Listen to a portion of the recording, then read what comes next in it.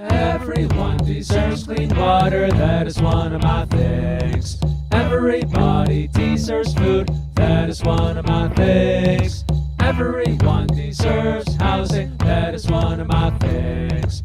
Everybody deserves clothing, that is one of my things. Thank you for listening to my things. Change the world before the ship sinks. We deserve to get our needs met. No monetary system, no more debt. So a big part of why the left wing comes to the wrong answers is because they begin by asking the wrong questions. And I grew up in an extreme left-wing family. My family, to call them left-wing would be an insult to the left wing. I mean, my parents were communist extremists. They weren't even moderates compared to other communists.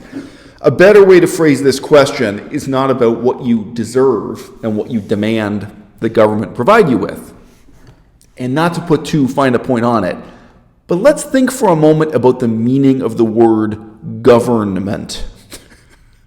They're supposed to govern. They're not supposed to house you, feed you, clothe you, right? As opposed to governing the economy, the government providing you with absolutely everything in life. It's not really what the meaning of the word to govern is as a verb, right? Suppose instead of asking, what do we think we deserve, and then giving a list of all these things that you're demanding to get for free, suppose we ask the question, what percentage of working people in the population are employed by the government? Because those are the people who are having all their needs provided for by the government, by taxpayers' dollars. It might surprise you to hear, because these numbers really don't appear in the mainstream press, they're not discussed in politics commonly, it might surprise you to hear that in Canada, it's about 20%. So that's not 20% of the population, it's 20% of the people who have jobs. 20% of those jobs are working for the government. And Canada is in danger of going bankrupt. It's very difficult for the taxes generated by the other 80% to pay for those 20% plus all the other things governments have to pay for. You know, it's a huge amount of responsibility that's on the government's shoulders. Now, a much more interesting question to ask is, what is the ideal number?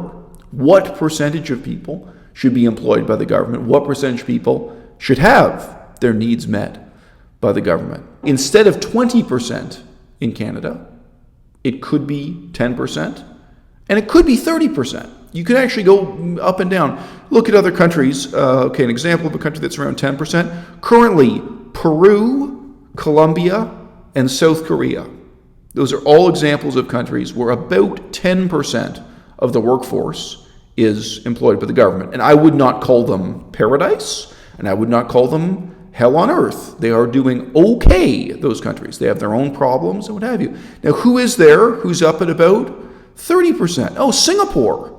So Singapore is famous for having a very active government sector. Norway, 37%. Many people right now on the American left wing talk about Denmark being a sort of ideal society, a hybrid of socialist and capitalist elements. In Denmark, 31% of the workforce is employed by the government, is having their salaries paid by taxpayers, is public sector in this sense, right?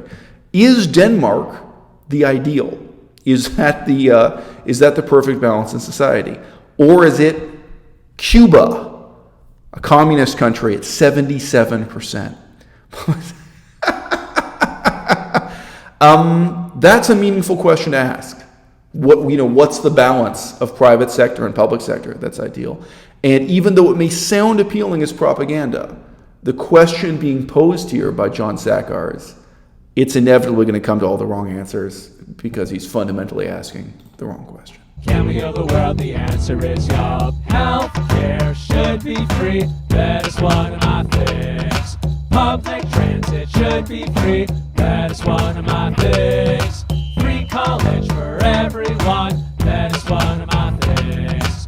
Free internet for everyone. That is one of my things. All right, so my own set of values is in some way compatible with the left wing and in some ways incompatible with the left wing. One very left wing policy that I would support would be eliminating the private sector from education. All right? I don't think private for-profit companies should operate prisons. I think those should be entirely government, public sector employees, the prison system.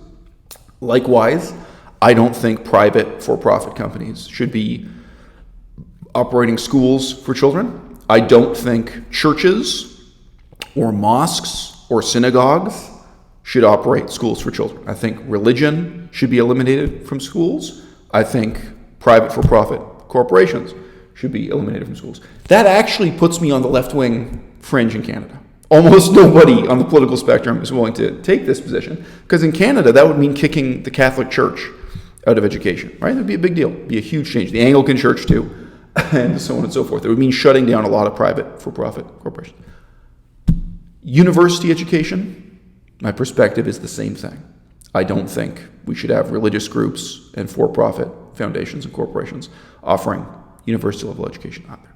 So the most extreme way to implement that view of the world would be to make the role of teacher and university professor a direct public sector government employee in the same sense that members of the military are government public sector employees, right? They're paid with taxpayers' money. They answer to a code that's provided to them by the government and so on, and that's it. Where there is no private for-profit role, there's no management coming from a church group, nor from a for-profit corporation. What would be the outcome of that? It would mean that statistic we looked at before, Canada, right now about 20% of all employees are government employees, public sector employees.